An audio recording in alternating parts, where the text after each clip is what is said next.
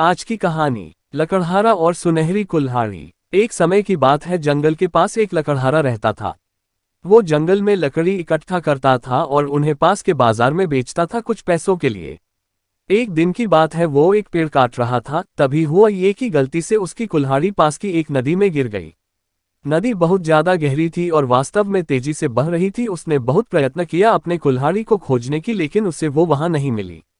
अब उसे लगा कि उसने कुल्हाड़ी खो दी है। वही दुखी होकर वो नदी के किनारे खड़ा होकर रोने लगा। उसके रोने की आवाज सुनकर नदी से भगवान शिव निकले।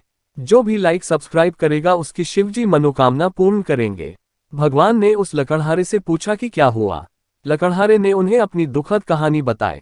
भगवान को उस लकड़हारे के ऊपर दया आई और वो उसकी मेहनत और सच्चाई देखकर उसकी मदद करने की पेशकश की।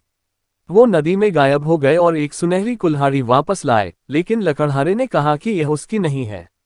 वो फिर से गायब हो गए और अब की बार उन्होंने चांदी की कुल्हाड़ी लेकर वापस आए, लेकिन इस बार भी लकड़हारे ने कहा कि ये कुल्हाड़ी उसकी नहीं है।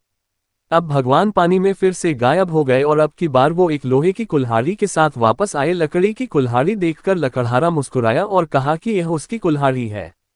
भगवान ने लकड़हारे की ईमानदारी से प्रभावित होकर उसे सोने और चांदी की दोनों कुल्हाड़ियां भेंट में दी। इस कहानी से हमें ये सीख मिलती है कि ईमानदारी सर्वोत्तम नीति है। कहानी अच्छी लगे तो लाइक, शेयर और सब्सक्राइब करें। जय श्री राम।